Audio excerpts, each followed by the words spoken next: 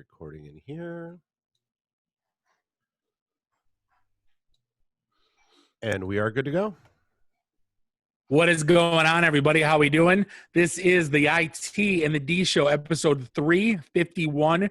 We are still in quarantine, even though we're slowly getting back into business. Cheers to all the bars and restaurants that got to open up today. Guest this week, the illustrious one, Mr. Fred Brown. He was on about a month ago. Actually, about a month and a half ago. Yeah.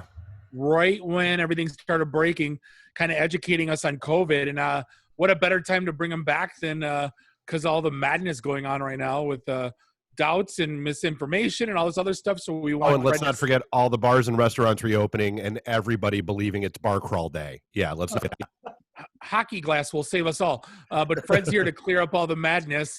And Dave, you know what? You may fire when ready.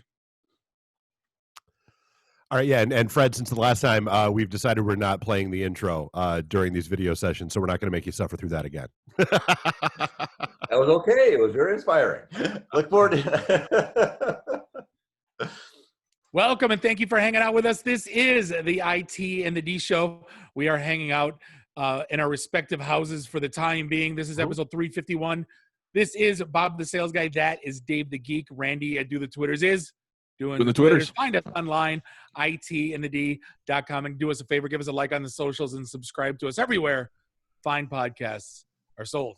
And so this is usually where we talk about the events, and we have not put any back on the calendar just yet. But now that things are starting to open up, we will be looking at doing so. I know our buddy Neil was at where we were supposed to be having our first event that got canceled over at Cozy Lounge. So we'll be reaching out to them and seeing how things are going, and maybe go back there. And then we'll work on the Ann Arbor events as well. But yeah, so it's they're coming soon. And I think I got an idea. And listen to Bob with his new microphone sounding all good. Yeah, that doesn't sound like I'm in the toilet if you're not watching the show. I think I got an idea for our next event though. We should all wear like those kitty life preservers and like all hand out like so we have the distance like around our waists. Like you mean like the hip waders? Yes. No, yeah, exactly. Like just like you slide them over your head. And you got. Like, I thought you were talking about like life preservers, and I was no. Yeah. No, like hospital. We'll do the whole thing. We'll wear the face shields with the windshield wiper, the big round thing around our waist, life preserver, and like. I think we need the giant Burger King hats, the giant Burger King crowns from Germany. We need to find our way to get our hands on those. But hey, Fred's already getting impatient with us, so let's cut to the chase. We are. If you didn't hear the pre-roll, we're very, very lucky to have Mr. Fred Brown back with us. I would consider. How do we introduce you politely without? I guess you are all things. I guess why don't you go ahead and introduce yourself before I stick my foot in my mouth any further? Oh well, I work a little bit in epidemiology and infectious disease. I've done. Gosh, I started doing the work back in 1985. I was on the team that discovered the first and developed the first AIDS test for HIV, detecting HIV. And unfortunately, at the time, we had a test, but we didn't have any cure. And it's a little bit similar to what we have with COVID right now. But HIV is at that point was really a deadly, much more deadly than COVID is.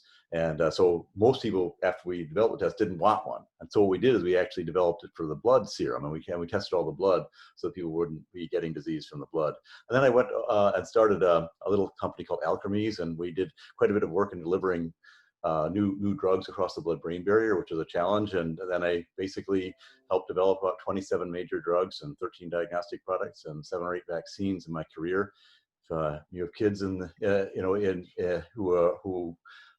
were born in the 1990s on up, they probably were vaccinated, and if they had vaccines, then they were probably vaccinated with some of the work that I did. And most people who've been to an emergency room probably had drugs that I taken. Most people who have cancer have taken some of the drugs that I developed as well. So that's some of the background. I speak on behalf of all of us. We're very lucky to have you with us, and thank you for your time. It's a pleasure. Anytime. I mean, he's got a lot more cred than most of our comic guest and 80s D-list celebrities. I mean, that's. So I don't know, Dave. I got 100 questions. Dave, you have 100 questions. Randy, you have 100 questions. I guess we all flip a coin. Dave, I guess start out. You fired a few off on email. Why don't you? I guess fire it off. Then we'll play round robin. Well, yeah. So I mean, I guess let's start with obviously the big one. So Michigan's bars and restaurants are reopening today, or reopened today. A lot of them. I know quite a few places that were open at midnight to get that 2-hour rush in. So I mean, from your perspective, what should people be paying attention to, and by people I mean both patrons and staff, owners, that kind of thing. Like what should we be keeping in mind as these rules are relaxing? Because I mean, no joke, my Facebook feed was just littered with people checking in at bars today and everything else, and so I'm curious as to what your thoughts are there. So there are basically four things you want to think about. We can go into detail if you like as well. The first thing is your own personal health. So are you feeling good? And as you know, we started off with about 4 major diagnostics for the disease. The first one was if you had a fever. 88% of the time, if you had a fever, that was indicative of COVID. Unfortunately, that's a very it's a sensitive test, but it's not very specific. You can have Pretty broad, yeah. fever for a lot of different reasons. Then we had shortness of breath was a big one, and a dry cough was another big one. And there's also some cognitive issues that we felt were issues. Now we've actually got about 12 different ways of diagnosing, and actually I've got a list of them. I can show you if you're interested. I'll just show it to you quickly if I have it here.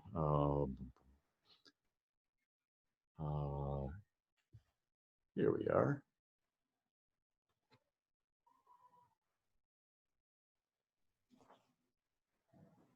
This isn't the right deck, but we can get there. 1 second.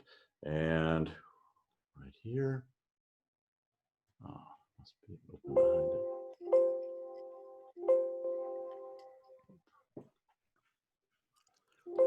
it. Yeah, you got a dialogue box up. You're not doing anything until you kill that off. Oh, sorry about that. There's the trouble. There we are. Okay, we'll save that and we'll move on. Thank you. The benefit of being in the room with 3 IT guys. Beautiful. Beautiful. Let's see here. Here we are. So open that up and see where we are. So the major diagnostic factors, now we've got loss of smell and taste. That was a new one. We weren't expecting that at all. That's a very rare for a coronavirus of any kind to kind of create a loss of smell. The dry cough continued at 68%. We originally thought it was 66%, but it was 68%. Fatigue is a big one. If you're really feeling very tired out and despite getting a lot of sleep, that was a big one. Turns out there was some sputum production. The shortness of breath continued at about 20%. And then there was a whole mass of smaller things that we found out that was a little bit broader indication levels than we thought. So the first question you want to ask yourself before you go is what sputum production? You don't want to go buy expectorant. Let's just say that, right? You want to be feeling good when you go out. And so if you have any of those symptoms, then stay in, because go get a test and check it out and make sure you're feeling good. So that's the first big question. The next big question you have to ask is what your own personal level of risk is. And for guys like me, I'm older, and so I actually have a higher level of risk than I like to admit. I can show you that quickly as well. Here are the different factors, and you can see it really hypes up quick with these factors. I have a feeling we're not going to like this chart, Bob. Yeah, this is a bad one. We're not close to the average. We're not close to the average age yet, so I'm good. So let me see here. There's a slideshow, current slide. So if you're basically under 40, you're in pretty good shape. Unless you're smoking, have had a major disease like cancer or have bad asthma, then I think it's relatively safe to be out and about, much more so say than when you get into my area, which I'm on the 4% side of a mortality rate. And by the time you get to my mom's age, I got to really be careful because she's talking about a 1 in 5 chance of dying if she comes up with this disease. Oh, if you've got a slide up, go ahead and share it. Oh, I'm sorry, I did not share. I'm making all sorts of mistakes tonight. I apologize. Oh, no problem. There we are. I will share that up. How does that look? There you go. Yeah, so basically, you can see if you're under 40, the chances of being killed by COVID aren't zero, but they're a lot better than if you're, say, in your 60s, 70s, or 80s. By the time you're 60, you got to really think pretty closely about whether you want to get into a high risk situation, especially if you've got these underlying conditions like cardiovascular disease, which a lot of us have, and diabetes. You can get a sense of, with no underlying condition, and and you're younger, you're talking about a 0.7, 0.5% mortality rate kind of thing. Once you get over 50, you're talking about 2 to 3%. And by the time you get to my mom's age, as I said, you're talking about a 1 in 5 chance of dying. It turns out once you get over 60, the males die a lot faster than females. And unfortunately, as we know, ethnicity does play a role. There's no genetic role that we've found so far, but it's the socioeconomic conditions that are causing, especially Black people, to be dying at about 3 times the rate of the rest of us, and getting the disease about 2 times the rate as the rest of us. So do these factors stack? So if you're 80 plus and have COPD, are you 28%? That's right. Okay. They don't stack exactly. You've got to multiply through by the 0.7 underlying condition number through. But say that you're a 60-year-old man with diabetes, you've got a 4.13% chance. So you start with a 0.7 and start to add on the factors for the additional factors. So yeah, it gets so So that's the second big thing. First big thing is, are you feeling good before you go out? Second big thing is, what is my personal risk factor? Because if you get it, I think driving a car, you got a 1 in 700 chance of crashing and dying. Here, you're talking about something that's worse if you catch it. So that's the next big factor personally, and you want to kind of assess your level. And there are little, you can use your mobile phone. I created a little app that says, here's my situation. I've got diabetes, and I've got heart disease, and I've got hypertension, and I'm 70. What are my chances? And it'll give you a number. It's close to 10%. Stay home. You can go out, but just be really careful. Just be really, and make sure it's worth it, because it could be the last time you do it. If you have one of those giant hamster bubbles, that would be great. Yeah. Yeah. Hey, Fred, I really walking into this when Dave told me you're going to be on, I got all excited because literally my head's been spinning from information / misinformation. And I'm going to run some scenarios of everything that I've been hearing. And I want you to tell me what's real because it's driving me nuts. So, on this. Well, Bob, hold on just a second. You've got 2 more, right? I have 2 more factors. Yeah, shoot. I'm sorry. So just quickly, I'll go through. I'm sorry. The third thing is, what is the general level of COVID in your environment? And now we've got all sorts of little weather forecasts and COVID announcements that says, here's what it looks like. So in Michigan, our worst environments are Kent County, Macomb County, Oakland County, and Wayne County. Those have the highest incidences of COVID generally in the environment. So you want to know, if you're up in the UP, not bad. If you're down below, say, Gaylord, you got to start getting a little bit more nervous. And as you get more toward, Grand Rapids or Detroit, you got to be more careful than you would in the more rural environments. And then the last factor is the activity itself. And I've got a funny survey I'll share with you guys. The epidemiologists all got together, the research epidemiologists of the United States, and we did a survey among ourselves saying, what would we be willing to do? And you'll find it sort of amusing, I think. I'll share it with you later. But so it's how are you feeling yourself? What's your personal risk factor? What's the general level of COVID in your environment? And how dangerous is the activity that I'm planning to do? How is it relative to the other stuff? So if you're going out for a walk in the park with low levels of population, probably not too bad. If you're planning to stay in a closed up bar, for a lengthy period of time, and you have a high risk, you want to think that through pretty carefully. Right. All right, now Bob, go. Yay! All right. No, so everything I try to read as much as I can from as many different sources as I can. And, it basically the week over the last couple of weeks, it's gone like this, like who says this week, and then who says that this week. CDC says this week, then they say something else. Then there's health experts on this news channel that says you can do this, but you can't do that. And then on the other channel, they say you can do that, but you can't do this. And then, everyone on social medias, I call it the Karen-virus, which is the shaming of activities they don't deem appropriate. Right. And so basically I'm caught in this, like, and then Fauci says this, and then the president says that, and then the president's secretary says this. Like, literally, I'm caught in the middle of what the hell. Like, what do I just sit? I'll just keep sitting in my chair. Like, I don't know what to do anymore. Like, who do you listen to, or what's right and what's wrong these days? So I usually go back to the scientific literature myself, so I'll take a look and see, what's been quoted and what the evidence is. So the challenge has been lately that some of the scientific literature that normally you can really trust has 60 different co-authors. Everyone's partnering with each other. They don't really know each other that well anymore, and the peer review tends to happen after the publication now. Before, you used to have it all peer reviewed. Scientists would all get together and say, "Wait a minute, this You've got a point. This isn't right." But now you sort of have to make that assessment for yourself every time. And this stuff gets published fast, and then of course it's a prominent group, and you want to get it out there. And wow, it's sort of a wild west right now. I believe in the IT world, that's what we call testing in production. See, I was going to say every engineer puts in their own change control. I was going to, whichever way. But like, so, I mean, that was the whole point of science. I always thought was science always evolves. Science always changes. There's always people with different theories. But we're trying to look for the Bible, the gospel, what's the truth. And it seems to change depending on the wind. And that's why, we all want to be safe. We want to all keep our families safe. But like at the same token, we're like, wait a minute. Like, you know what I mean? Like, oh, I know. So there's a couple of things that are also influencing it.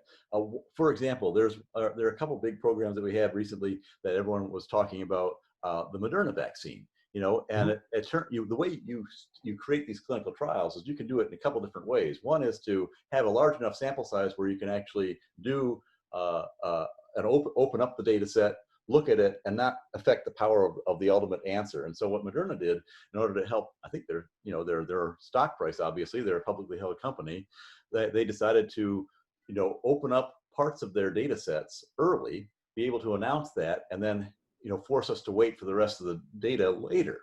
So what happened was everyone looked at it and said, wait a minute, we're only, you guys tested 45 patients, you only opened up the data set on 8.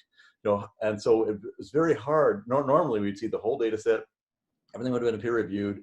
We would have, and instead it was sort of controlled by a business group, business communications person, not a scientist, and it was controlled by their business publication, not, Science or Lancet or some, necessarily a journal that you'd expect. Right. So that's another additional complicating piece, because people are competing for trying to say their drug is good enough that we're going to do something special with it. And especially in the vaccine space, they're trying to bet that the vaccine will work before they've proven it. That there's going to be enough data that's suggestive that we're going to put in $2, $3, $4 billion into a manufacturing plant before we even know for sure that the thing is safe and efficacious. So there's going to be some big bets laid down, and we have to know that early enough to make those bets work, so we don't have to wait for the vaccine if it's successful. So there's some big factors out there. So, I mean, is science suffering from the same issue that like media and journalism in general are, where it's more about first than right? Well, in this case, there's enough shots on goal that if you're first and wrong, it'll be pretty clear pretty fast, and the guy coming in behind on the net with the next shot on goal will still have a good chance. In some instances where there's too big of a gap, then sometimes first makes right and gives you the most market share. Typically in pharmaceuticals, there's a big race. Usually the first person to market gets 40 to 60% market share, and retains that market share even when the next sets of solutions come on stream. If gotcha. Enough. So 40 to 60% is a big, and then the next, number 2 gets 30% market share, and number 3 gets maybe 10 or 15%, and then number 4, 5, 6, you're done. Yeah, right? You're fighting over scraps. Yeah. So that's the usual market situation in pharmaceuticals, and so there is a lot of pressure to be fast. But in this case, there are 10 vaccines that are supposed to be ready to at least be looked at in phase 3 clinical testing by November, December, January of this year. So, Bob, just I guess a good specific example of what you were just talking about. So, early on it was, okay, even if you're asymptomatic, you can absolutely pass this on to people. It's, that's a big deal. So even if you're asymptomatic, still be careful. Today, the WHO comes out and says, well, as it turns out, asymptomatic carriers, that's probably not a distribution mechanism. That's interesting. Did WHO come out and say that today? I wasn't aware of that because that literally just came out a bit ago.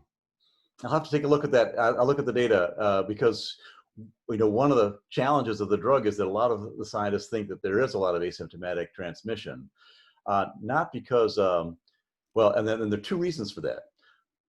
So I'm surprised by that conclusion.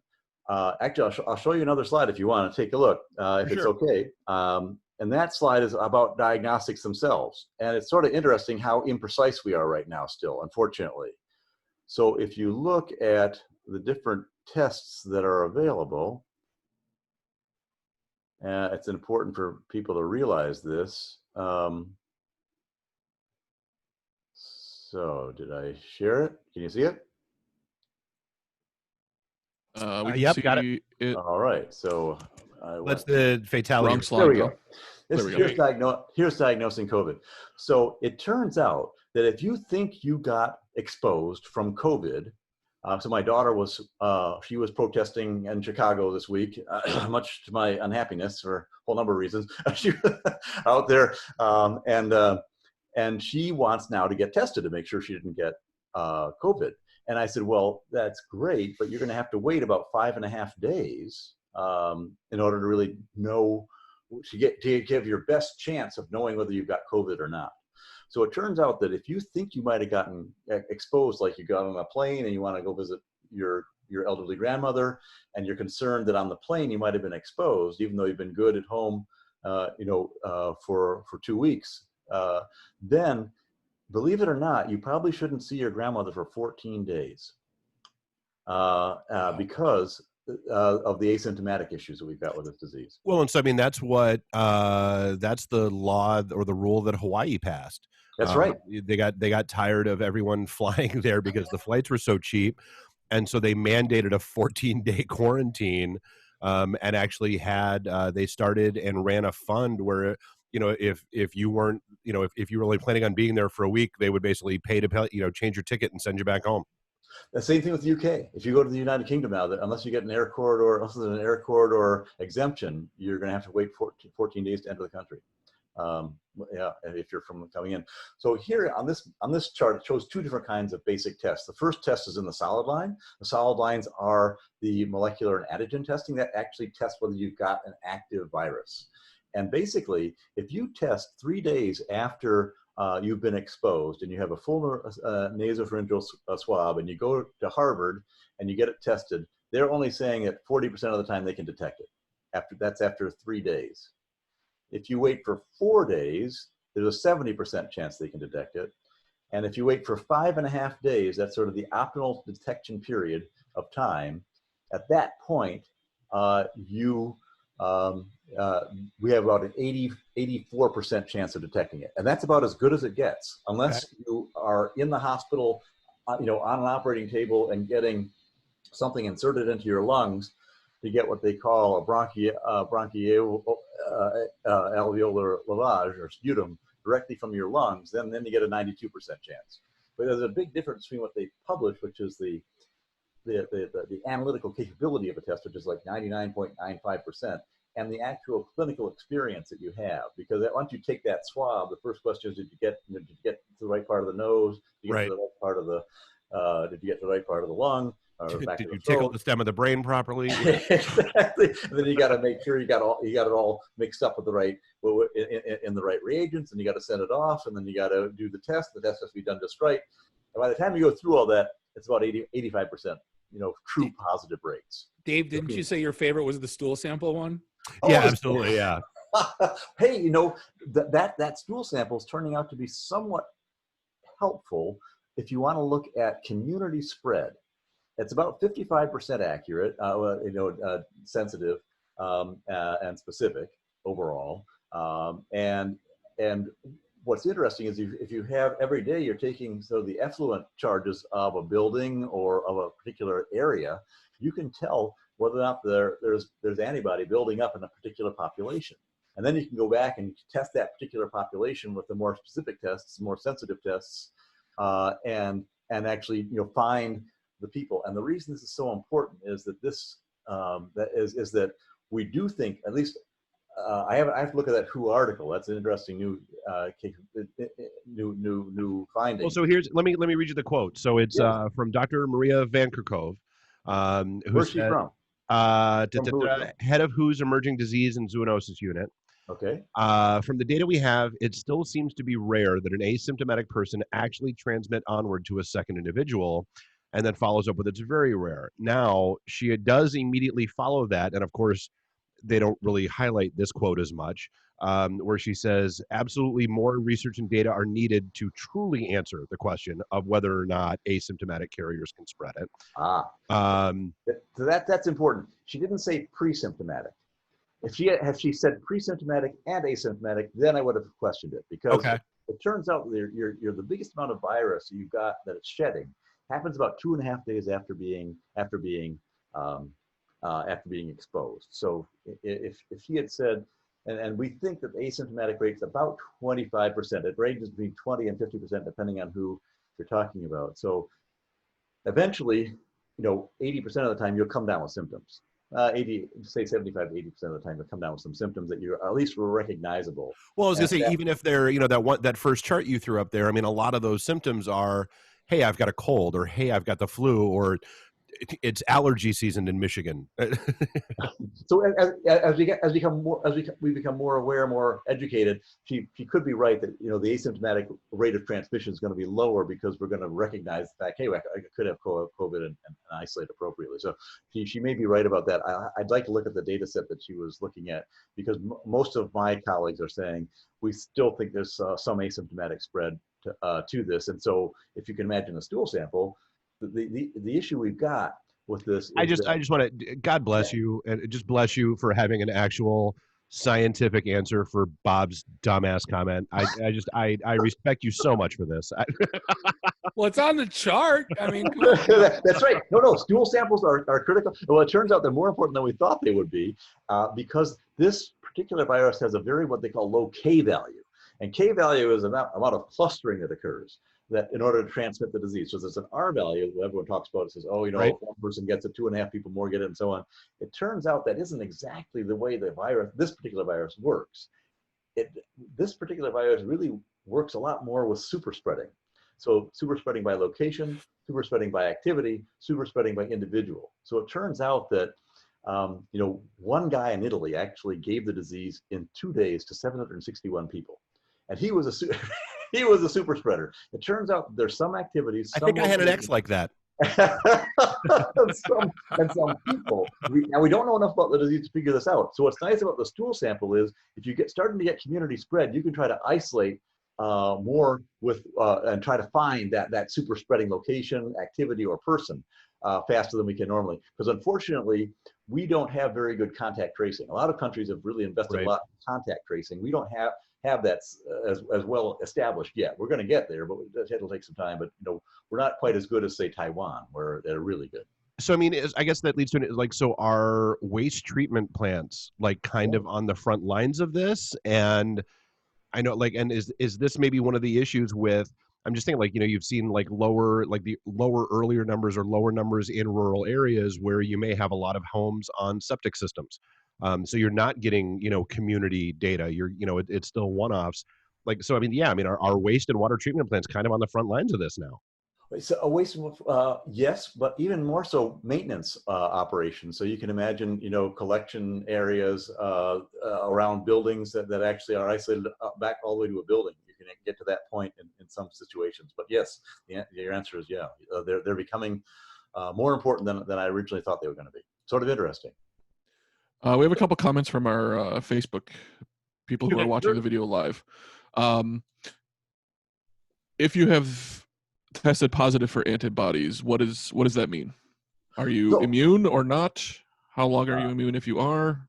Yes, that is a very valuable question. That's the second test that's up here. I'll just show you. Mike, you should absolutely continue to stay at home for as long as possible. I saw who asked that.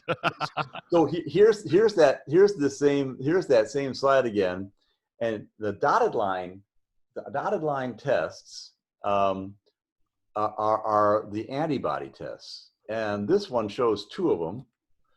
It shows the IgG, which is the important one. That actually is a long-term antibody that confers some immunity, we think. And then the IgM that signals the body, hey, there's something going on here. So antibodies are, as you know, they arise because you've got a foreign object that's attacking your body. And what's interesting is if you're 1 year old and something attacks you, and then 90 years later, you're sort of wheeling yourself around the retirement home, and they can find that antibody back when you're 1 year old. So that is a permanent sort of tattoo in your system that doesn't go away. Now, the effectiveness of that antibody won't be as strong when you're 90 as when it's just a couple weeks after you've been infected, but it'll still be there. So you can still detect whether you've ever been infected by the disease. Now, as you can see, this line goes up to about 70%. So right now, our best antibody detection systems detect about 70% of the time a false will be accurate 70% of the time. But it also means that 30% of the time you may think that you've got antibodies and you really don't. So you want to make sure, my recommendation is take this test a few times before you go out and try to be Superman. I would say 3 times right now. And there are different tests for the antibody. Roche's is the most accurate. Ortho's is also highly accurate. Abbott's a little bit less accurate, but faster. So depending on how fast you want to go and so on, and the accuracy level and the kind of test that's being done. But basically, there are a couple of things you can do once you've had a positive antibody response. The first is you just want to find out whether you have any immune response. Now, we're looking at that pretty carefully because we're looking for plasma proteins that will actually, what they call, neutralize the virus. And those are rare to find. We think we found a couple that complex with the virus and make it sort of inhibit its path to the cells and reduces infection rate. We haven't found that many that actually come on and just kill the thing. We're looking at something called GARBA, which is sort of interesting. It comes from malaria, but we haven't found that much. I'm working with some of the guys who are at Rockefeller and some of the guys who are at Stanford, and we're a little bit disappointed in the number of, so if you've been infected and you want to contribute, let me know and I can certainly set you up to donate your blood, and they'll take a big bag of it and then tell you what kind of antibodies you've got in there. It's Mike. You can absolutely drain him. We're totally good with that. On his behalf, we will donate him to science. That's absolutely fine. And the good thing is, if you find something that's these are done at what they call P3 labs. So they're super infection disease as far as infectious disease goes. P3, P4. That's you're talking about outer space type of sterility environments. It looks like the aliens are attacking when you go into those kind of labs. What they do is they take the blood, and they actually take live virus and they check out whether or not the virus is being affected by any of the antibodies they found in the blood. And then what they do is if they find if they find that your blood is good, they'll give these what they call plasma therapy options. Convalescent therapy is another word for it, and they'll inject it to healthcare workers. They'll inject it to people who are very ill, and these antibodies will help them give them a temporary boost. If you want to do it more often, you have to get what they call monoclonal antibodies. They actually take the antibody that's working, instead of giving you polyclonal, which is all the antibodies, they'll highlight 1 or 2, and that's what we're looking for, 1 or 2 that really are strong, and actually synthesize it in cell culture and create monoclonal, and then they'll actually inoculate it with an Antigen, and so it produces these antibodies all the time. And that's what they call it's a cell line. That's what they call an immortal cell line. And these immortal cell lines just do nothing but produce these antibodies. When we take them out, we're able to very precisely target the people with the antibody. So that's the next level of therapy. We're not there yet. Right now we're still working with cocktails and spun down plasma, but we'll get there, and it should be helpful. So hey, if Fred, you are, yeah, hey, Fred, there was a story that came out today also, or yesterday. There was a scientist in Norway basically came out and said they were convinced, wrote a report that that it was lab made in China. I know we had origin story. We didn't really, we were all over the board again. What is, I guess, what's your take on that? See, now it's funny. It was on Forbes, and I went to go click on it, and it said the page is no longer active. I wonder if there was misinformation on there. I know, right? That's why I can't figure anything out. What's right? What's wrong? What's swear good, to God, that's what it said. That's what happened with. That's what happened with hydroxychloroquine. There were a couple of big announcements that hydroxychloroquine wasn't working. And then they found out the scientist had used a lab that really didn't do the work that they probably should have. And now it's back being tested again. So that's going to happen every once in a while. But basically, most scientists. So nothing is impossible, right? It could have been done in a lab. And there are some Nobel laureates that are absolutely convinced that they found, pieces of an HIV, pieces of this, pieces of that virus that they think is highly suspicious, that would indicate that maybe they were looking for an HIV vaccine, because a lot of us are working on HIV vaccines, right? It would be great to have a vaccine for that stupid thing finally, but we still roll out 10 years out. So people are working with different kinds of vectors and putting in HIV proteins into the vector to see if that will create a vaccine. So that's the most plausible explanation of how it could possibly be that they were working with a virus like this that could be released. It's highly, highly unlikely. What's much more probable is that we had a shift and a drift. So what happens with these DNA sequences that are in the virus is they shift and drift. That means basically that they'll go into a bat, and we think what happened was it went into a bat. It started in a bat. It was then going into a Pangian community. Pangian community shifted the DNA slightly. It was a normal coronavirus in the bat. Went in the Pangian community, shifted the DNA slightly, and then we had some drift occurring in the DNA sequences, which caused this funny virus to occur. That's a far more, it turns out biologically, it's a far, far more likely scenario than a P4 lab, which this was in Wuhan, mistakenly releasing something. Now it's a brand new P4 lab. They are still training their people. There were some safety reports that said these guys aren't doing exactly the right thing. But even then, we tend to use deactivated viruses, and just as highly, highly unlikely. And then the people who run that lab, I've met with them a few times. They're some of the best immunologists and best people in the world in the space, frankly. So I was just scanning that article, Fred, and it was like it was dismissed by experts. So it's like, well, I thought the person that wrote it was the expert because it was proven, and now they're proving it's not proven.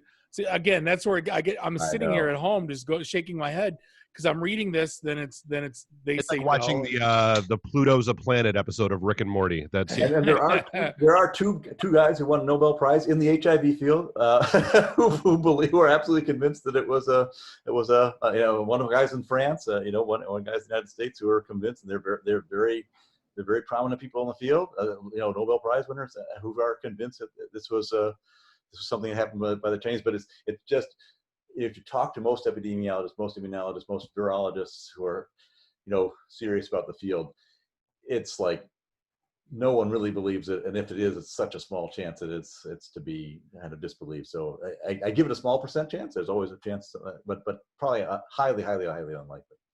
All right, so I promised Frank I would get this one in, and I told him I would even quote him. He said, hey, are the memes that are floating around that say the mask you're wearing does virtually nothing to protect you, but protects the other guy accurate? So if I'm wearing a mask, but others aren't, I'm protecting these dipshits, and they're infecting me. That's an excellent summary of the situation. So there are 3 different kinds of masks that you should be aware of. The first mask is the mask that we all have access to, and that's a mask that is basically it's basically layers of a ripped up T-shirt that's been folded. Yeah. And it turns out that the material is important. So the material that you use is important. If you use like 1 ply of silk, it's only about 20% effective. But if you use like 5 plies of silk, it's about 80% effective. The same thing's about cotton. If you use 1 or 2 plies of cotton, a flannel, it'll be 60, 70%. If you use 3 or 4 plies, it'll get How about knitted crochet with holes in it like Alyssa Milano? That's not going to work it. No. No. It would go more. God, I went to Lowe's the other day, and literally everybody in the store was wearing a mask, which I was really happy to see. However, the guy that was running back and forth with carts, that was one of the store employees, just basically had like a big like cable knit with big giant holes in it wool scarf wrapped around his head, and I was like, oh, that's not how this works. That's not how any of this works. But hey, good for trying. Good. Good. Yeah. So this is a typical mask. I just happen to have one here. And what you want to do is you want to put it over your ears, and you want to tuck it in. You want to pull it down this way underneath, and make sure. See how it's going in and out like that. And the reason it's doing that is because you want to make a nice, don't do it like that, it could break the metal, but just like this. And that's a pretty tight seal. You have a little bit coming out this way, but the idea is that you're stopping your breath, and the person who is wearing the mask on the other side is stopping their breath, and collectively you can reduce the amount of transition by up to 6-fold. Well, and then for people like me that wear glasses, then you put your glasses on over that, and that's what keeps it from fogging up. That's right. No, that's a big issue. There are a couple things you don't want to do with the mask, right? The first thing you don't want to do with the mask is touch it, particularly because it's blocking stuff. So you want when you take it on and off, you want to use it up here. I will just show you this. This that I see a lot of people doing because it's much more comfortable is not effective.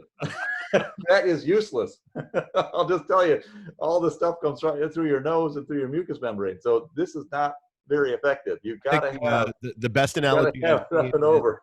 That's the equivalent of wearing your pants buckled around your thighs. And then exactly. That's exactly right. You're showing too much. Yeah. And when you take it off, you just come behind and take it off, and then you fold it down, and you throw it out right away. Don't put it down anywhere like I've just done, but just throw it out, and you're all set. Same thing with gloves. I don't know if I've got any gloves, but you know how to put on and off gloves, right? I mean, what you do is you put them on very carefully. When you take them off, you grab it from down. I do have a glove. Hold everything. I'll show you. So gloves can be useful if you don't want to wash your hands all the time. So don't lick your fingers when you're pulling apart the fruit bags, right? Yeah. At the grocery store, no? Don't touch do not be that guy in the produce aisle, Bob. No. It's really hard to avoid it, but do not touch your face, right? Or cut the mask in the middle like that lady at the gas station. Oh, yeah, I see people with like their mouth exposed. No, that's not what you're supposed to. No, they're not from Victoria's Secret. They are not crotchless panties. It's a mask. You're supposed to be taking this seriously. Yeah. and if you're having trouble with the mask, a lot of women are having trouble with the mask. They're getting. So I got my gloves on, right? The way you pull them on, you pull them on over your fingers. Take them off. You just grab the bottom, right? And you try to avoid touching anything else. And you just pull them up over your fingers, right? Then you put that one in this hand, and you pull this guy up over your fingers, right? Everything's in one bundle, and you throw it out. You're done. But taking on and off this protective gear is really important, and doctors, practice it. Sometimes they watch each other. Make sure they haven't touched and exposed themselves inadvertently. So that's one type of mask. That's the first type of mask. The second type of mask is a surgical mask. The surgical mask is much more comfortable, and it's better.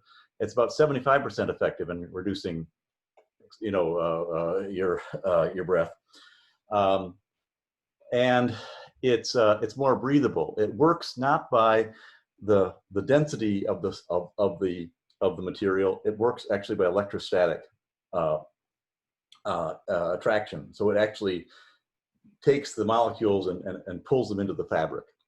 And it also is more effective because it blocks liquid, because it's made for blood. If a surgeon gets splattered, it blocks the liquid contamination, which is also can be very helpful if you're around a real sick person. The last kind of mask actually, and this is answering your question, this actually protects both you and the person across from you. It's the N95 mask. And the reason that it's protects both of you is because it actually completely filters out it's got a filtration system. And most, as long as it doesn't have a valve on it, the ones with valves on it are much more comfortable for the user to wear, but that just pushes all the stuff that you're exhaling right out into the environment, and that's extremely dangerous. Right. I mean, at the end of the day, like the cloth masks and that kind of stuff that you typically see everybody walking around in, because that's what we have access to and that's what we can get our hands on. His question is accurate. You're not wearing it for yourself. You're wearing it for other people.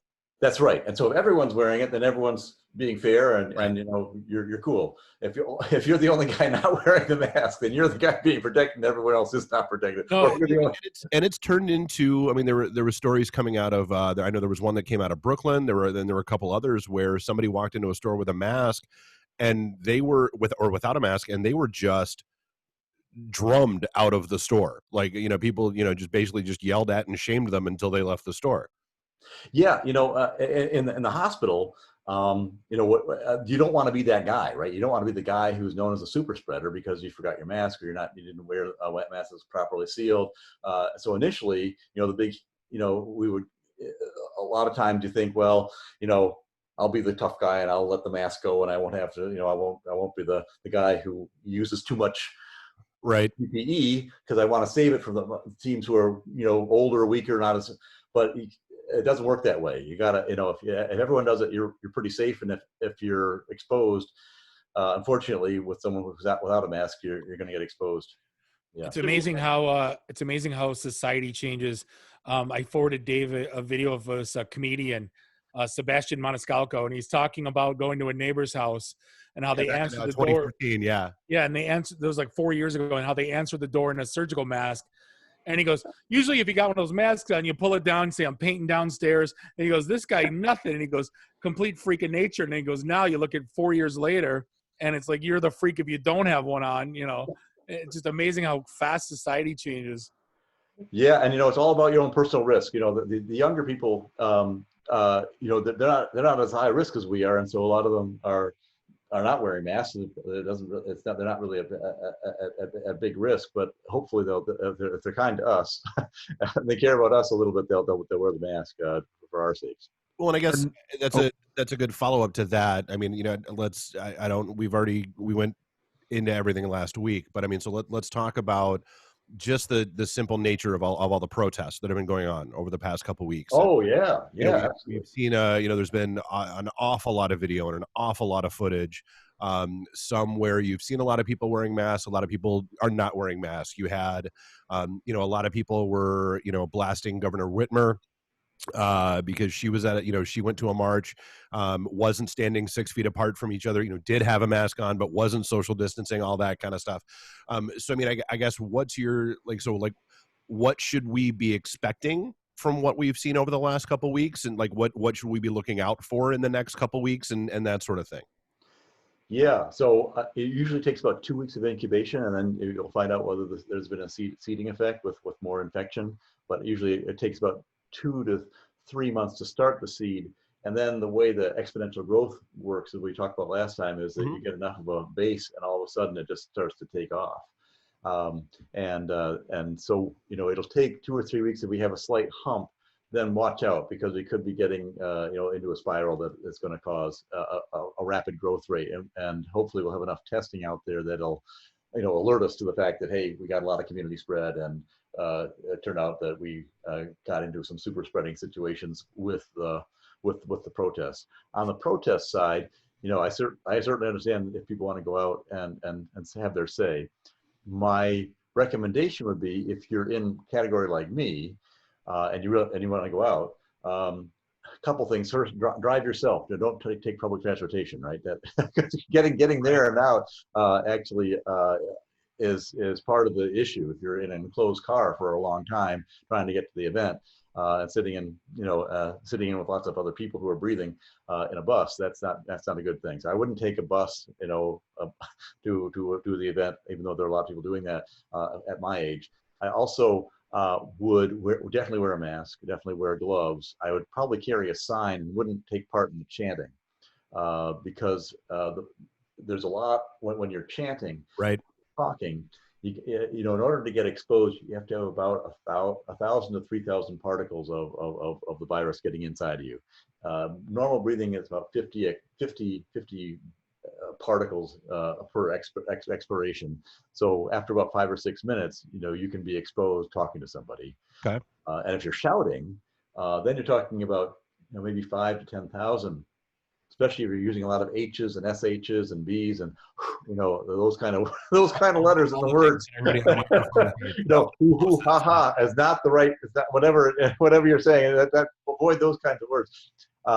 And then certainly the big issue is if they start using tear gas to disperse the crowd. That was about to be my follow-up. Yep. Yeah, then you really got to be careful because it can aggravate your lungs to begin with. You got to take off your mask. You got a lot of people coughing. And you got a lot, and when you cough, you're talking about expirations of 50 miles an hour that'll go 20, 30 feet. So, it's a big difference between shouting, which goes 10 feet, versus coughing, which goes a lot further. And the other thing I'd say is you sure don't want to be arrested and put in a paddy wagon with 30 other guys and then put into jail. Avoid that at all costs, because I'll tell you, jails and prisons good life are the worst place to be right now. just as Joe Exotic, right? I forgot his name now. My wife loves that show. The guy who runs the Tiger Show. Oh, Joe Maldonado, Joe Exotic. Yeah. Yes, Joe Exotic. Yeah. I mean, if you're in prison, it's a dangerous situation in there because you're sitting there in a germ box. So those are my thoughts about protesting. Take a sign, don't get into shouting. Take your 6 feet if you can. If you start to crowded down and you can't avoid getting crowded down, I'd probably avoid that situation. I probably wouldn't. I'd probably say, okay, I've had my say. I'm off, or I'd move around into a different area where I had more space. I could still do my say my thing and do my thing. Bring hand sanitizer. Because you're going to want to shake hands, you're going to want to touch your face, you're going to be hot. Bring if you're going to wear a mask, then make sure you use a good SPF on your skin, because you don't want to get skin cancer. But also you don't want to get what they call mask.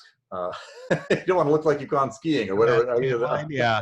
The mask rings. You don't want that. And if you're having trouble with your mask, you're getting a lot of people are getting what they call acne. You got a little bit of acne coming up from that. If you're a woman, don't use oily cosmetics if you can avoid it. And if you're man or woman, try to avoid synthetic fabrics. A lot of these fancy synthetic fabrics actually aren't nearly as breathable, and then they cause a lot of irritation to your skin, more so than you think. And unfortunately, I think we're going to be with a mask situation for over a year. Really?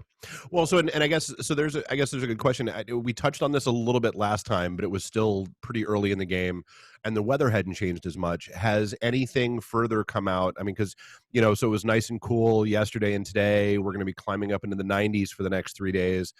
Has there been any more data that you're aware of that's come out about how, hey, the flu goes away when it gets warm? So, I mean, has there been anything more discovered about that in relation to the weather, or with this in relation to the weather? So they are doing some really fancy studies now to look at all sorts of modeling around the weather. And originally we thought over 77 degrees Fahrenheit was going to be a better period of time than under 77. We thought 77 was a special number. That was the WHO's original number with the temperature. Humidity makes a big difference because the virus doesn't travel as far in human weather as it does, if you cough. Because the air's gets trapped in the moisture in the air, so it actually reduces the amount of distance almost to a foot instead of 6 feet. So that's really? Okay. Yeah, but I'm not a fan of humidity, but I guess it serves a purpose. When you actually do the numbers, it turns out that the biggest factor is how many susceptible people you've got out there. If you've got a lot of people who are susceptible, and this is a novel virus, so most of us are still susceptible, then that's going to overwhelm almost any other factor in the models that we're creating today. Gotcha. Once you start to get, close to herd immunity and you start to get a weather impact, then you're starting to get, then you have some opportunity. But right now we think it's about 0.05 R. So okay. It'll reduce by just a little bit the amount of transmission. That's our best guess right now. So like, the parties you saw like in the Ozarks, and that kind of stuff where you had hundreds. I mean, yeah, granted it was nice and hot outside, but you had hundreds of people gathering around the pools and that kind of stuff and just going crazy. Yeah, granted, most of them were young, but still probably not the best idea. No, that's a real super spreader. Because the problem is then you go and visit grandma, right? Right. Hey, we're in the neighborhood, let's go visit, and then you go to the nursing home, and then you have a big problem. Yeah, those are super spreader events, and we'll probably, usually you can see. What's interesting is our testing technology is pretty sensitive now, and you can see that the effect of those little events. So I remember when we had our when people were getting antsy and they went and they demonstrated at the legislature, as we want to open up now. Believe it or not, a day later we actually could see. It took about 2 or 3 days for that to sort of push back down again. So those events do make a slight difference. Now there were lots of other people out there, so that was just trying to remember the day. It was the first nice day of the spring, so there were a lot of people out and about. I just remember it because of that day that there are some events that can really make a difference. For example, they shut down Korea. Now Korea has a different philosophy about. There are 3 different philosophies a government can have, basically, about what they want to do with coronavirus. Right. The first is they want to they want to contain the virus, and so Korea, Taiwan, China, those guys are actually trying to contain the virus, which means if you get exposed, you're supposed to quarantine immediately. You're supposed to announce all the contacts you've had. They've got electronic records in Israel that can actually find where you've been, who you've been with, and announce to everybody this person is ill, so be careful. Well, and then there's suppression, which we're doing in most of the states, and then there's some who just like Sweden who are saying, we're just going to let it rip, see what happens. So those are the 3 different processes. When Korea, who was trying to actually contain the virus, had that one guy, remember that one guy who found out 2 days later after they opened up, he went to 3 big nightclubs that had like 5,000 people in each nightclub. They shut down the whole country, for a few days. So because they're trying to avoid those super spreader events. So that's a sort of a different philosophy, but that's what happens in those countries. Yeah. Well, so go ahead, Dave. I was going to say, like New Zealand, kind of did the same thing, and they just made the big announcement today. Hey, life is back to normal as of today. Right. No more social distancing rules, no more any of that stuff. So I mean, I guess like what did they do that was so different from us? Other than they're way, way smaller, but the 5 million people, that helps. And they're on an island, which really helps a lot more. People can't get there so easily. They're way down there. It didn't really help Manhattan. We got bridges. Manhattan, New Zealand. So what New Zealand did is they made a couple mistakes early on, but they very quickly decided we're going to go with containment. We're going to not allow anyone on the island or off the island, period. And they're still not letting anyone on or off the island. You have to come in from Australia, being in Australia, and even come on to New Zealand.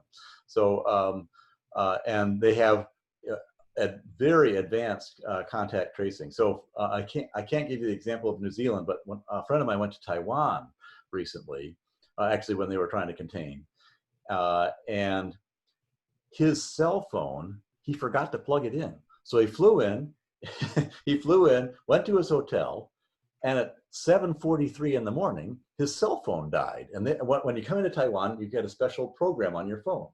And it says, carry this with you all the time. It'll indicate whether you've been in contact with anybody and so on. And at 8:04, the police were at his hotel door. So about 21 minutes. Wow. 21 minutes later, he had 4 police guys at his door explaining to him that he would be in his room with his meal served to him at his own expense for the next 14 days because he had violated this rule. That happened within about 8 hours of his landing on because his phone died. Wow. Yeah, so he was completely screwed. And it was that fast, it was, and he tried to do stuff, and they said, we see you're in the hallway. I'm just getting ice, Yeah. they knew exactly what was going on. Yeah. So that's containment strategy, and that can be extremely effective. But you're talking about a smaller population, a little bit less freedom, that's willing to do that. Hey, Fred, shifting gears a little bit, Sure. Has the American, hospital medical system cleaned up the way they're labeling it? Because I remember when we first talked to you, one of the misinformations, or one of the things I wanted, we discussed was how it was like you label it. I don't remember the exact verbiage, but it was if you think that it's coronavirus, label it as coronavirus. It wasn't necessarily definitive. Have they cleaned up, I guess, the way hospitals are labeling cases now? Yeah. So as I said, a couple things. First, we have a large asymptomatic population, so we can't always tell. And third, and second, our testing isn't as good as we really need to get it to be. Hopefully, the next set of CRISPR tests will be more precise about whether you've got the disease or not, and have less false negatives. So right now, we think that we've undercounted by about 10,000. But that was largely early on when people were unfortunately, dying, without in their apartments, in their homes, and we just thought it was the flu. But we think we've undercounted by about 10,000. Does that take an effect? Like, I remember the numbers were huge, and all of a sudden, some states it got cut in half. Some states it jumped dramatically. So again, this is one of the things where we're looking at everything, trying to make sense of it, going, what's real, what's not, and then you're saying you got to add 10 grand, but this state says subtract 10 grand. You know what I mean? So yeah, like I said, I'm just trying to make sense of all this. Well, the way we know that makes people distrust numbers. Oh yeah, the way we think we know this is because of the number of what they call excess deaths. So we have a certain kind of projection of what we think the death rate is going to be. We survey this every year with in data sets, and then we see how many extra deaths beyond what we were expecting to have from a normal disease amounts. And we've been pretty precise for the last 4 or 5 years about death projections.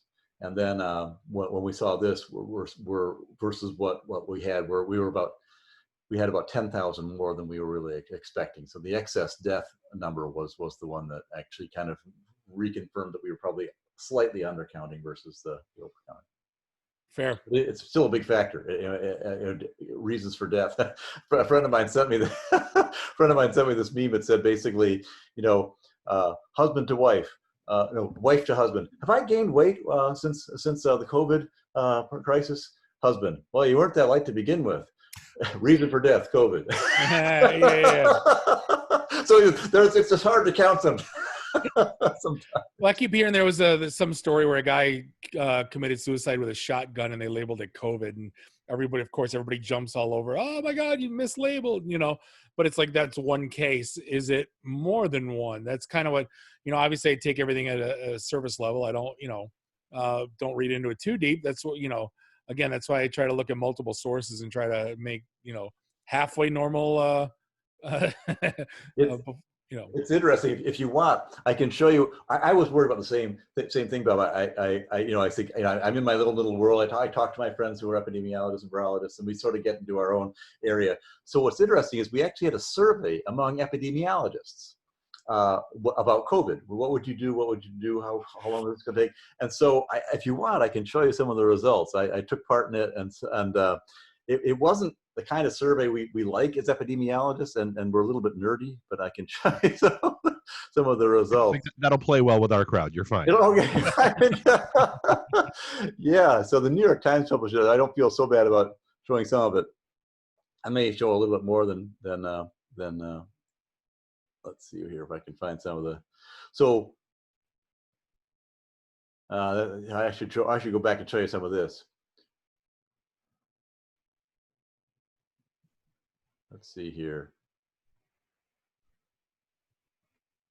Yeah. So when you think about, I'll just so even we have opinions about what we're supposed to do and not do, right? And this is sort of interesting. This is a study that I did, and Federal Reserve Bank of Chicago did on the. We're not seeing your slides. Oh, I'm sorry. So.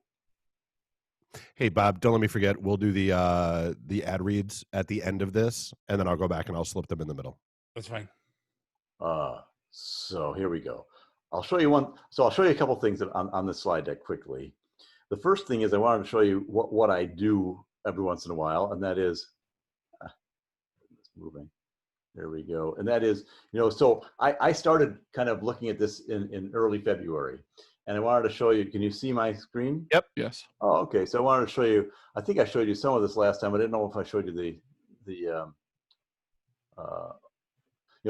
here are my projections. I ran projections from February 17th to March 23rd, and I thought I was getting pretty good. And so I decided to project. And on that projection day, it was March 23rd, we had 773 deaths, and our unemployment rate was 4.4%.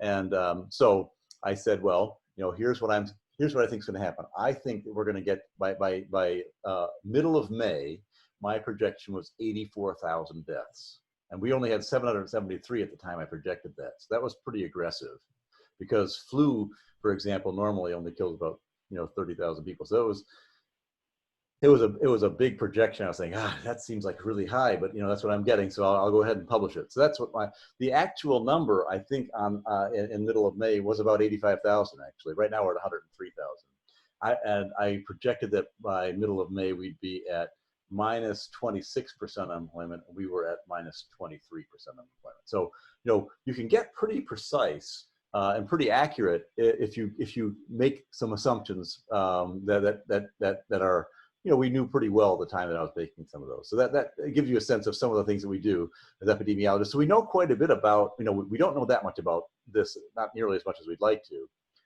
But we know enough to project reasonably well. So I thought I'd show you some of the stuff that epidemiologists were saying.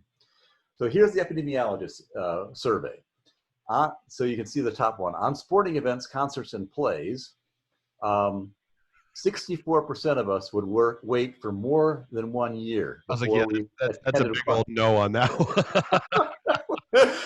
I mean, that's a long time to wait to go to a concert or a play or an event, right? Holy moly! So did you do this in March, or you did this just now? This was done. This was conducted last week. Okay, all right. Jeez. Yeah. This was done last week. So this is based on newest stuff. 37% of wouldn't even think about flying until at least a year from now.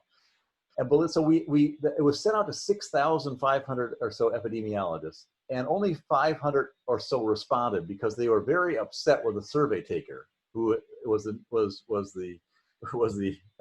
academy. And the reason we were upset, and I was upset about this too, is because it gave you calendar numbers, not milestones. So what you'd like to see is, would you go out if we had a good drug? If we had a drug that, for example, did this, or we had a vaccine that was 70% effective, or we found out that PPE, that everyone was doing PPE, but they didn't do it that way. They said, in 1 year, well, we can't predict what's going to happen in a year with the drug development process. So we were very unhappy with the sort of way they did this. Most people were sort of saying, hey, until there's a vaccine, we're not going to go to a sporting event, basically. We're probably not going to take airplanes until we know at least who has the disease on the plane and whether we can screen them out before we get on. Weddings and funerals, you can get a sense, 42% said they wouldn't go for more than a year. So this is epidemiologists. 75 to 80% of these guys work with COVID every day. Allison, if you're watching it, my niece is getting married later this year. I'm still coming to your wedding, babe. If it's outside, it is actually, yeah. There you go. Then you're in a lot better shape. If it's inside, and oh man, then there's a challenge. So then here's how we meet new people. Over 42% said we won't even bother meeting new people for another year. Wow. Yeah, I mean, so the guys who are working with this, like me, every day are really conservative. Well, we're not going to be seeing any epidemiologists at our networking events, Bob. That's don't forget, most of these guys are going to be over 40, right? Because they'll have their PhD. So you don't get that till you're 28, 30 anyway. You got to go through your fellowships and everything else. So a lot of these guys are probably slightly older. It's about evenly split men and women. But take down these questions, Randy. I totally want to do an IT and the D version of this and see how much different it is. Oh, we're recording this. I'm totally going to put these questions out. I absolutely. Yeah, you have to. Absolutely. Put like a Google survey or something. I'd love it. That's beautiful. I love it. So when you stop wearing masks, as I said, I think it's going to be another year at least before we stop wearing masks, because I don't think we're going to have a vaccine until, for sadly for about 19, 20 months. That's even useful, and then even then, it's going to take a while to get done. No more hugs and handshakes. One of the quotes is, "Real epidemiologists don't shake hands." So you get a sense we're a conservative bunch. I feel like that would be an accurate statement. Then they were talking about school, camp, and daycare. Here it was quite a bit more mixed. So I was surprised that 40% said, in the fall I'd like to see the kids go back. I feel like they're projecting. Well, there should have been the following question should have been, do you have kids? Exactly. Are your kids driving you crazy? Kids are like, no. Like send them back now, send them back in the summer, make them go. Yeah. And here the responses back were things like, I'm worried about my children's social development too, and I'm worried that if I keep them at home all the time, that given the low risk of children coming down with a deadly disease of a deadly version of coronavirus, there is a small chance you get Kawasaki-like syndrome, but it's not that high. I'm willing to take that risk versus making sure they socially develop. So there was some interesting commentary about that question. This is I think that one was the hardest question for the epidemiologists. Yeah. Visiting the elderly, 40% won't go see anyone who's elderly for at least a year.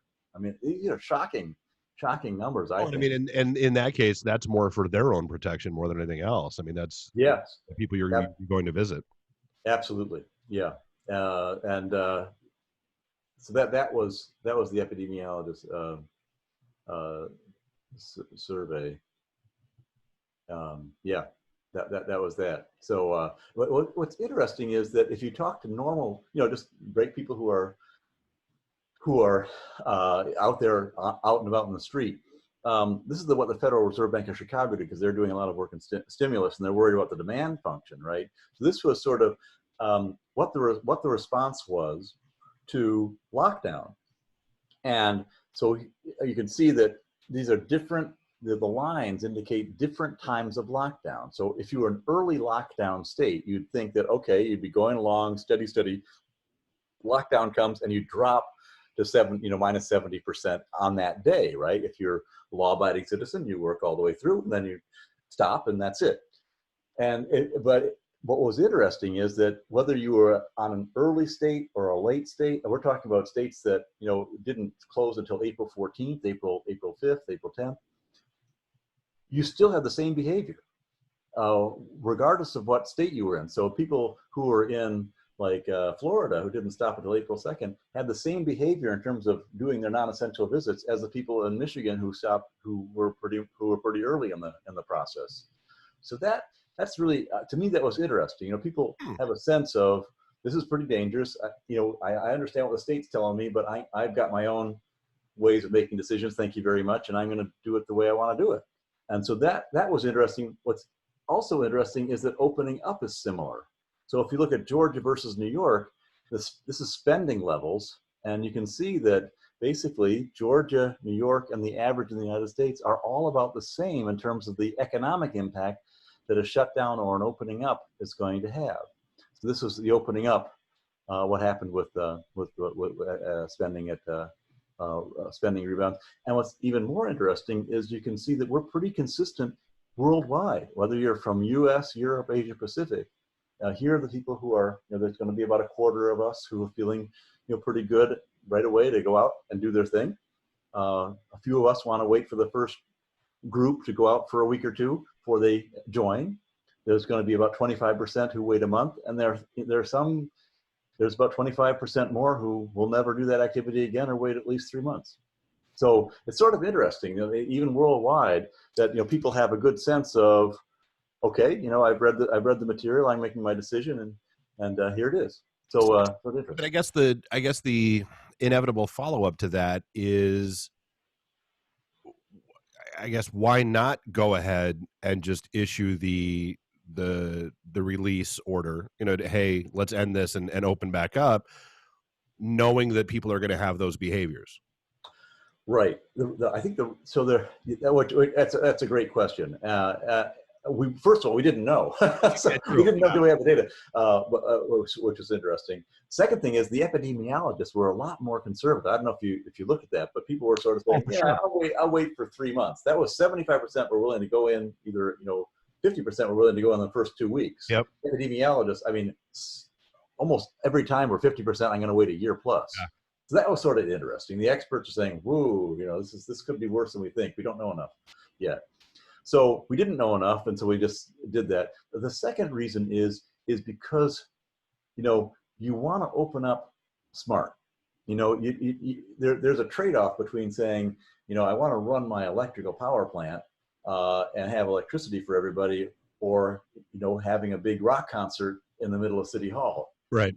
Those two things, you want to sort of have society say, this one's more important. If we have to make a choice, I'm going to do the rock concert, or I'm going to do the electricity. Yeah. I saw a thing on the news today, Fred, like this restaurant that basically you have to wait outside. You have to use an app on your phone to get, and then they come out to get you. Then they check for problems. Yep. Then they seat you, and you're all like in between plexiglass walls. And then you have to use a digital menu from a QR code. And then you can take your mask off to eat. At what point is it like, F it, I'm just getting takeout? Like the process is almost not even worth going. With Grubhub and DoorDash, thanks. Right. Yeah. Like, exactly. Pick it up, take it to a picnic table in the middle of, in a nice place, right? That would be a nice option. Yeah, it's so people who are taking it seriously, in China, believe it or not, they don't even let you take your mask off. You've got to push your food, up in under. You got to lift your mask up and have it kind of like down with your chops. It's yeah. So that's a good follow-up question. Then, do you think these measures are enough or too much? Not enough? So that's a great question, and I think it's a little bit based on your own personal risk level and attitude, right? If you're a younger person who doesn't facing that much risk, living by themselves, wants to have a nice time, chances are you can take some risks and not that are much going to be less impactful if something bad happens to you, versus a guy who's like on my age and does the same thing. So the answer is go to the place and then judge it about how much risk you want to take on, right? As a person based on your experience and what you want to trade off, because you could take a risk here, you could take a risk there, which is more important to you as a person. Maybe the funeral that you think about going to see is going to be more important than going to the restaurant that day, for example. So make that trade-off in your own mind, and then actually look pretty carefully at the situation. And some cities have actually had, like San Antonio, parts of New England have a pledge, and there's accreditation levels that a company called NSF provides, and it's a .org group, and they'll actually ask, actually look at your cleaning levels. Are you at CDC level cleaning recommendations, which are pretty strict. They'll check to see whether you have a thermal testing system to enter the building. Do you use cashless credit cards, cashless credit in order to pay? Those kinds of factors. So there are 6 or 7 factors that they would use. And make sure that if you think you're at a high risk, that you're going into a place that's pretty safe. And I wouldn't stay very long. If you're at the thing that really hurts is how long you stay at these places. So if you're at a bar for 50 minutes and it's got bad ventilation, you got a really high chance. But I just want to that does not mean bar hop yet. Like that does not mean not staying at one place for a long time does not mean you're going to 18 places. That's right. And otherwise you become that super spreader in Korea where you got issues. But yeah, so just check it out and then decide on your own basis of risk whether you think it's worthwhile. If you don't see anyone wiping down tables very effectively, they've got all the condiments out, and people are using the salt and pepper shakers, putting them back down in. They don't have menus that are digital. They're taking cash and credit and leaving cash on the table, and it stays there for a while. They haven't separated effectively. I think really, and it's all closed in, and you're there, and you're going to be there for a while because it's crowded. I think real careful before I went to that place. But if it was a place that had, a nice open bar, had picnic tables up, was out, you're out in the fresh air when the sun's shining, and you got plenty of distancing going on, and they're taking everything real seriously, wiping things down, cleaning their hands. They've got policies set up. Yeah, especially if they're willing to let you take stuff out and go to where you want to go, which might be a nicer place anyway. Well, and I think that's why we're seeing, two things that are happening currently. One, you're seeing, like the city of Detroit, basically streamline the process to let people set up, patios and that kind of stuff on sidewalks and outdoor seating and that kind of thing. But we're also seeing where a lot of restaurants are saying, okay, yeah, just because we can doesn't mean we are. I saw, a lot of places today that said, hey, you know what, we're thinking maybe 4th of July weekend will open. We don't have, we got the notice last week. There's no way we can ramp up, and I mean, I think if I recall correctly, the guidelines on bars and restaurants reopening is a 17-page document. Oh yeah. Yeah, CDC went into it full blast. They really were careful about what they were recommending, and I definitely recommend taking a look at that. Also, as an employee, your job can either be your safest environment or your riskiest environment, depending on the policies. It's really nice if they have a good policy where if you're not feeling good, you can say, I think I might have been exposed, and be able to quarantine and still keep your job. Those kind of policies are really important right now, because you don't have guys coming in thinking they're a little bit sick and they're going to, they're worried about paying their rent, and they say, hey, I got to do what I got to do, and they're going to serve you dinner. So it's 17 pages, but it's only 8.5, because for everything that they say you do, they say you don't have to do that. They're right underneath it. So it's like really double. It's like you have to wipe off the table every minute. I mean, you don't have to wipe off the table. I mean, you have to wipe it off every 2 minutes. I mean, then it kind of just goes that, you have to wear a mask, but you don't, but you kind of have to, but only the cooks need to, right? Oh, well, we've the three of us have a mutual friend who was out and about today. And he said, yeah, basically there's no difference in this place from before, other than, I guess there's maybe a few fewer seats. But I mean, his cracking comment was, because I asked a question, and he was like, I don't know, let me ask the guy that, the stranger that's sitting 1.5 feet away from me on another bar stool and see what he says about the whole thing. And eating the same nuts I am. Yeah, you don't want. Yeah, if it looks like the guy just shut down for 6 weeks and basically opened the door and brushed off some of the dust, that's not the place you want to go. You want to go to a place that really thought it through in terms of opening. And there are some, there are some good rules. You should be, you and employees should be washing your hands at each major social contact. That probably ends up to be at least once or twice an hour. Believe it or not. Stay away from the bathroom if you can avoid it, because there's a lot of aerosoling going on in the bathroom. That can be tricky. Be outside if you can be, especially avoid the vents of an air conditioner that's going to spread, being downstream of big air conditioning vents. That can be a real spreader. Try not to face people. Tables that face each other are more dangerous than those that don't. We only have really 4 things we can work with. One, hygiene is one. That's the hand washing. PPE is another, which is the masks and the gloves, but mostly masks. In this case, we've got the distancing piece, trying to keep 6 feet away. And then we have the screening piece. And it's nice if, as you said, if you walk into the place and they are counting the number of people who are coming in and out, they have a temperature screening that goes where they're able, before people get into the venue, to be able to say, I'm sorry, you've got a temperature, please go and get tested and come back, kind of thing. So those are the 4 things we have. What's interesting is not one of them is 100% effective. But when you start to, overlap a lot of them on top of each other, then it gets to be pretty good. But you still want to, if you can, outside is always better. Alone is always better. 6 feet is, there are some basic rules. So Bob, our typical perch, where we're sitting on bar stools, basically we're going to be good. The bartender's screwed. That's what I'm hearing here. That's it's fine as long as it's them and not me, right? Isn't that how everybody else is? Oh my gosh. Yeah, I'll make sure they're wiping down that bar though. You could be picking up all sorts of things, stuff off the bar. Then I was still stuck on you saying, I was still stuck on the word aerosoling in the bathroom. I was trying to figure out if that was what that was. That's not an Urban Dictionary term, by the way. Yeah, aerosols are the bad ones, right? Because they stay in the air a long time. They're sort of that's the yeah. Like actual aerosols. All right, got it. Like no, and like I mean, every time a toilet flushes, there's particles that go up. Every time a urinal flushes, there's part. I mean, that's a thing. Yeah. Splash back from the sink, even. Yeah. We have a couple more listener questions. Absolutely. Diane wants to know if you have any thoughts on lactoferrin as treatment or prevention. I'm sorry, as a preventative? As treatment or prevention. I don't have a point of view about lactoferrin yet. I need to look at at some of the scientific work that's being done.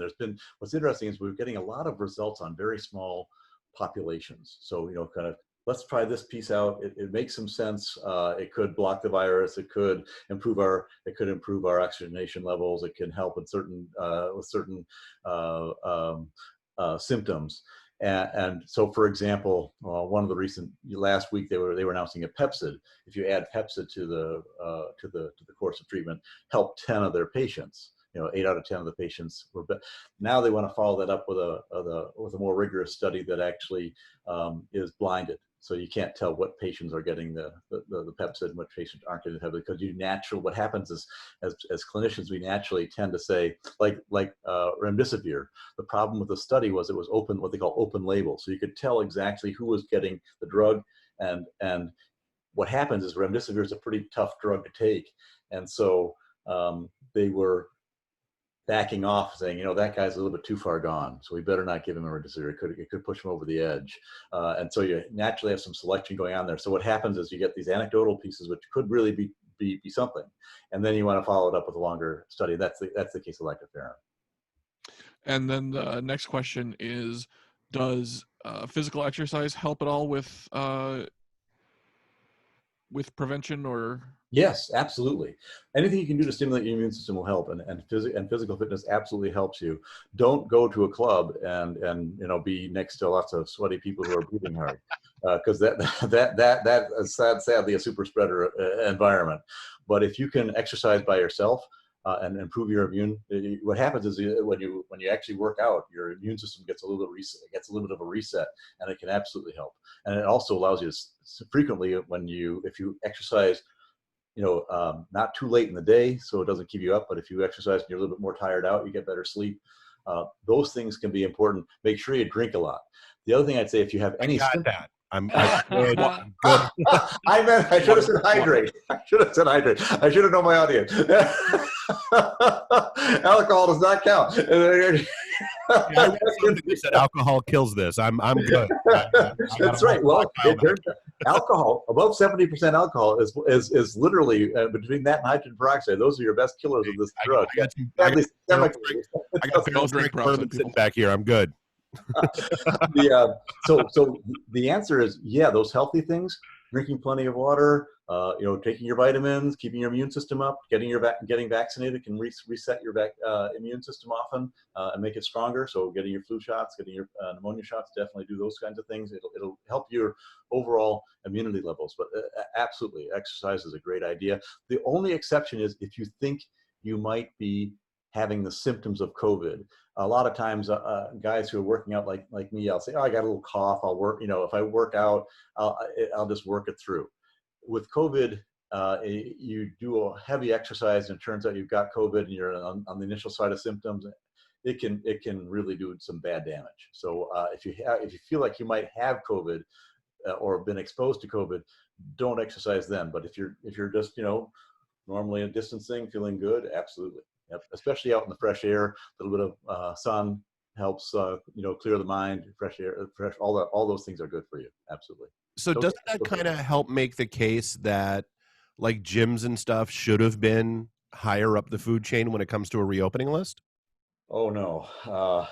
So your own private gym, absolutely. But the gyms that you're sharing, we've done some studies. The problem with the gyms is if you're working out hard, you're just exhaling a lot. And with every breath that you're exhaling strong, that puts a lot of potential viral particles in the air, and then you're inhaling deeply as well, right? So because you're exercising, and so you get that transfer just happens so much more easily when you're when you're working out hard. That plus wiping down after you're done exercising, and the touch, and then touching your hands and wiping your brow, and we all do that, and it's natural. And interesting. I've seen a lot of people, I mean, basically losing their minds over the fact that gyms are. Yeah, it's misery. Yeah, but it is. Gyms are, sadly, unless you're in a super ventilated place, and probably, frankly, outdoors. I think it's just. I think you. Gotcha. You don't want to exercise with a mask on either. That's a lot. So yeah, the answer is sadly that exercise is great inside gyms. If you're not working out, then there's no reason to be in them. And if you are working out, there's a lot of transfer going on. Yeah. Randy, you got any more? Sorry. No, I think that's the last question. Hey, excellent. The last one that I had come in is, and this is, and I'll just phrase this, is even as impractical as this would be with our country, do you think that a complete and total shutdown of everything would actually stop the virus? And I mean, so like basically, if everything just closed for 2 weeks, they said, hey, everybody stock up on whatever you're going to need for the next 2 weeks, and then you're locked in your houses for 2 weeks and life's good, would that effectively kill this off? Unfortunately, it wouldn't. I hate to say it, but the problem is that we're just too global right now, and it's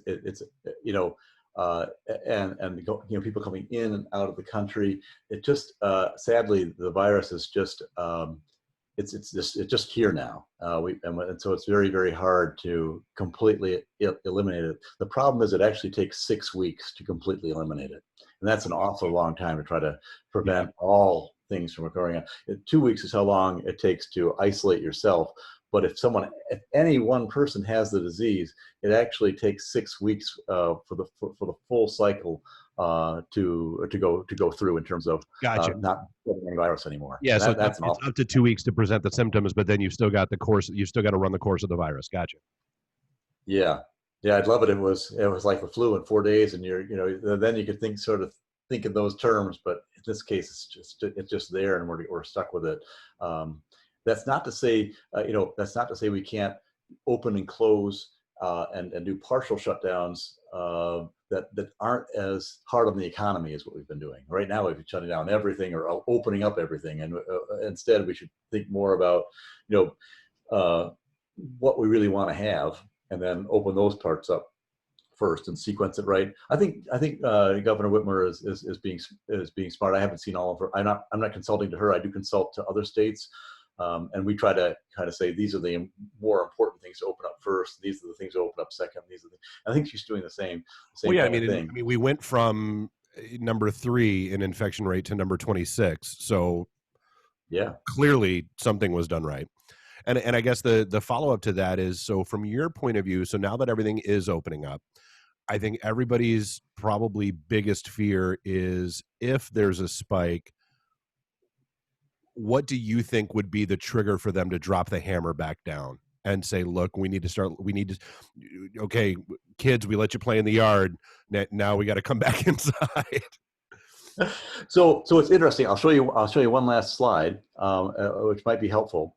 And that is, I've got to share the screen here. Let's see here. This one.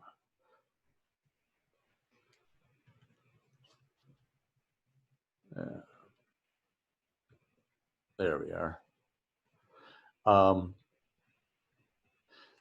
This is the thing that us epidemiologists are arguing about.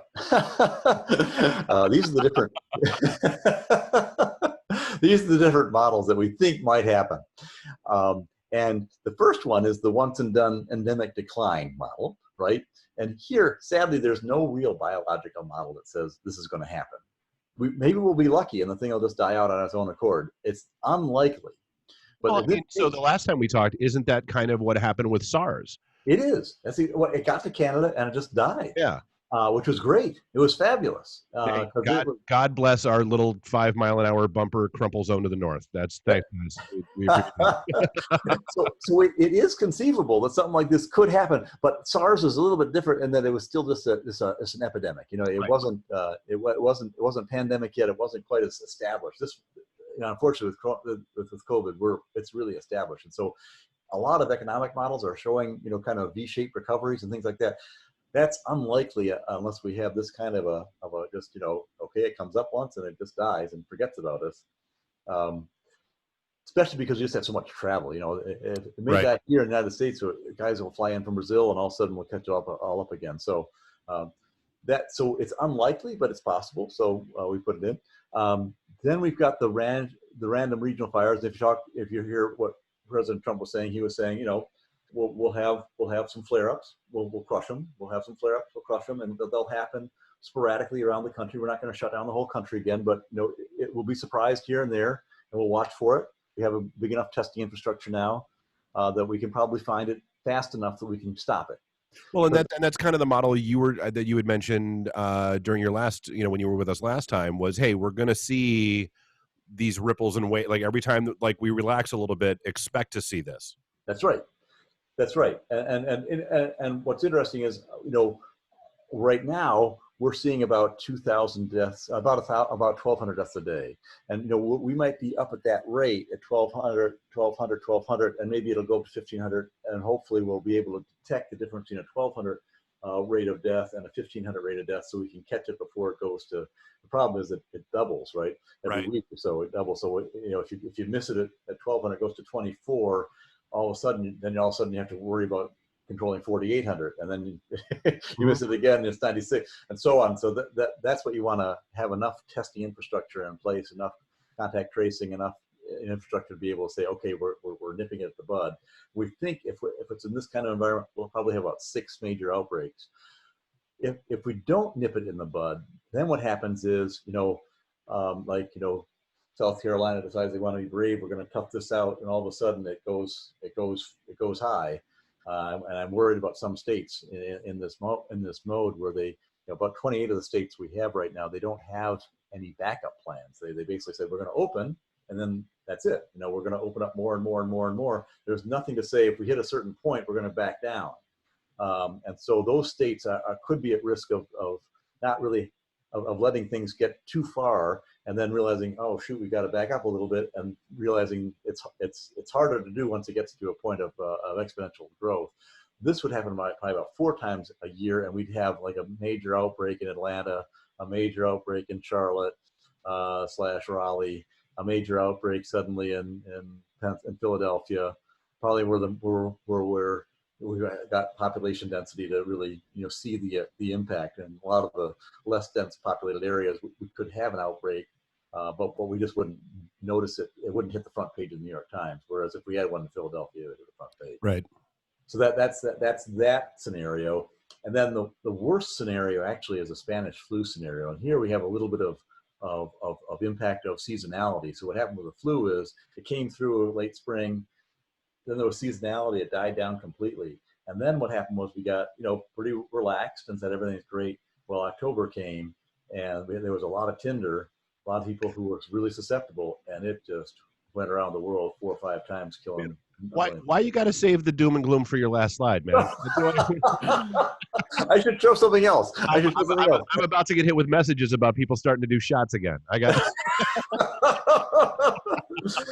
Oh my gosh. I can show you some of the so these are the scenarios, and these are the factors we use in order to kind of calculate the scenario. So, you know, and we ask, you know, how long will we be immune? For how long will that immunity last? That's a big factor we're not sure about yet. What's the real fatality rate? We're not really exactly sure yet. And each of those little factors, when you start adding them all together, start to really make a difference in the kinds of results you get. But slowly but surely, we're getting our arms around it.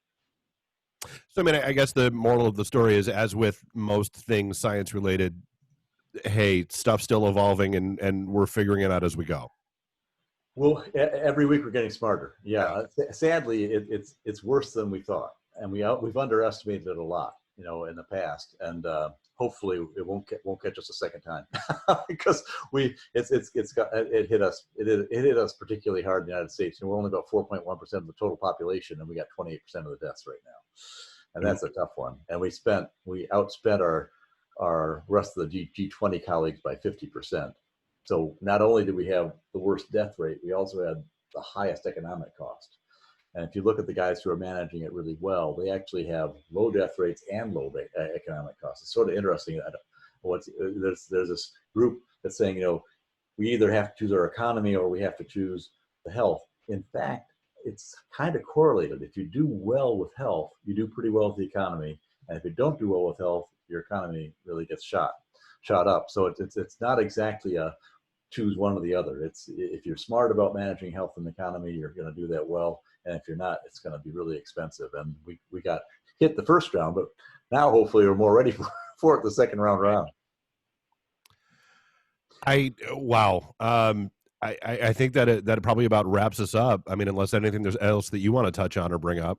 Well, one of these times I should probably tell you guys what kind of technologies we're using to start to eliminate the virus. So maybe we should say that for the next time. Okay. Well, I will absolutely have you back again. I'd love to do it. I'd love to talk about, because there's some really good news, I think, downstream about what we're doing with vaccines, and we're learning more and more, faster and faster. And we've got going to have some good news coming downstream. It's just right now we're sort of in the deep end, still trying to paddle our way through it. So is there again?